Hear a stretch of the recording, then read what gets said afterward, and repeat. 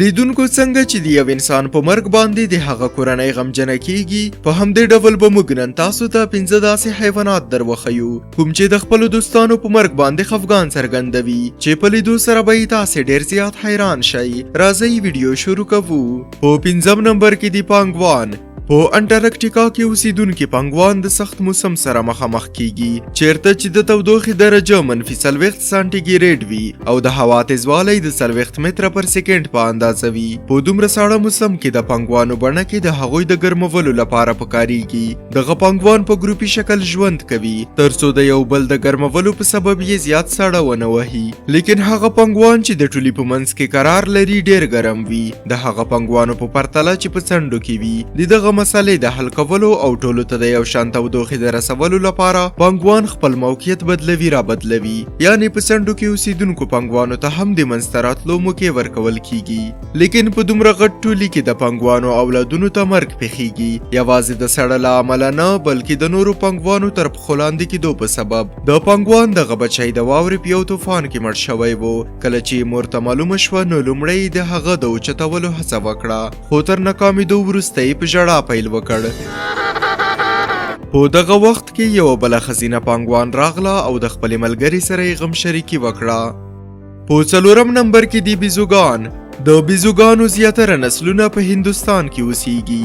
دغه بیزو د خپل ملګري په مرګ باندې داسې عکس العمل کوي څنګه چې انسانان کوي. د دې د لیدلو لپاره ساینسپوهانو کټ مټ د دوی په شکل یو روبوټ بیزو جوړه کړه، په کوم کې چې د سترګو په ځای کې مرۍ ایښودل شوي وي.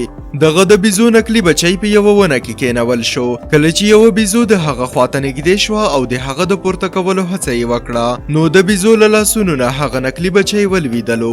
بیزو ته فوراً دا احساس شوه چې شاید د هغې د غلطۍ له امله دغه بچی مړ شوی وي. هغه سمدلاسه راښکته شوه او د بیزو نقلي بچی یې په غېږ کې ونیو. له دې سره سره نور بیزوګان هم د هغه شاوخوا ته راټول شول او د همدردۍ په ډول یې یو بل په غېږ کې ونیول. د دې صحنې تر لیدو وروسته دا ثابته شوه چې بیزوګان د خپلو دوستانو په مرګ تقریبا کټ مټ د انسانانو په څیر چلند کوي. په 3م نمبر کې دی پایلټ ویل. د پایلټ ویل دماغ د انسانانو څخه 2 چنده ډیر لوی وي، له همدې امله په پایلټ ویلز کې ډېرې زیاتې قدرتي ذهني ښېګڼې پیدا کیږي. بېشکه چې له انسانانو سره یې نشو مقایسه کولی، خو کله چې د پایلټ ویلز کوم ملګری په مصیبت کې وي نو دوی یې د بچ کولو لپاره خپل ټول کوشش کوي. د مثال په ډول د پایلټ ویلز په باره کې دا مشهوره ده چې کله یې کوم ملګری مړ شي نو دوی ټول د سمندر په ساحل کې راټولیږي. شاید دا د دوی ترمنځ د غم د شریکولو کومه طریقه وي. په دې ویډیو کې یو پایلټ ویل خپل مړ شوی بچی له خپل ځان سره بیایي او بار بار د هغه خوله خلاصوي. له دې څخه دا ثابتېږي چې حیوانات هم د انسانانو په څیر د خپلو اولادونو په مرګ غم محسوسوي. په 2م نمبر کې دی ډولفین.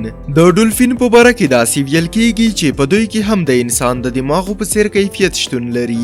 دغه ویډیو د مدیترانې په سمندرګي کې د ځینو پلټونکو لخوا ریکارډ شوي، په کومه کې چې لیدل کیږي چې یو ډولفین د خپل مړه شوي ملګري شاوخوا ته ګرځي او د هغه د پورته کولو کوشش کوي. ساینسپوهان په دې نظر دي چې د ډولفین په حواسو کې غم هم وجود لري. د مثال په ډول یو ښځینه ډولفین تر څو هفتو پورې خپل مړ شوی بچی په خپله خوله کې ګرچا پیره ګرځوي. سبب یې شاید دا وي چې هغه نه غواړي په هیڅ قیمت سره خپل بچی له ځانه جدا کړي. په اول نمبر کې دی فیل. په دې خبره خو موږ ټول پوهیږو چې فیل یو ټولنیز حیوان دی کوم چې د خپلې کورنۍ سره ډېر نږدې پاتې کیږي. فیلان نه یوازې د خپل مریض ملګري مرسته کوي بلکې د خپل ملګري په مرګ کې هغه ته یو ځانګړی عزت هم ورکوي. د مثال په ډول په دغه ویډیو کې تاسو فیلان د خپل ملګري په مړینه کې د غیر معمولي حرکتونو او رسمونو په ترسره کولو لیدلی شئ.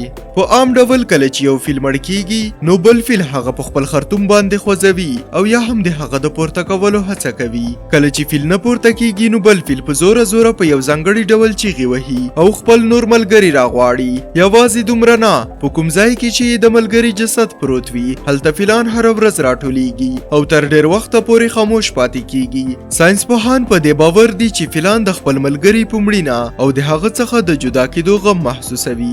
نو له دې ټولو څخه دا ثابتېږي څنګه چې انسان د خپلوانو په مرګ خفګان احساسوي، په همدې ډول الله تعالی په حیواناتو کې هم دا احساس پیدا کړی دی. که مو ویډیو خوښه شوي وي حتما یې لایک کړئ، له خپلو ملګرو سره یې شریکه کړئ او زموږ چینل هم در سره سبسکرایب کړئ.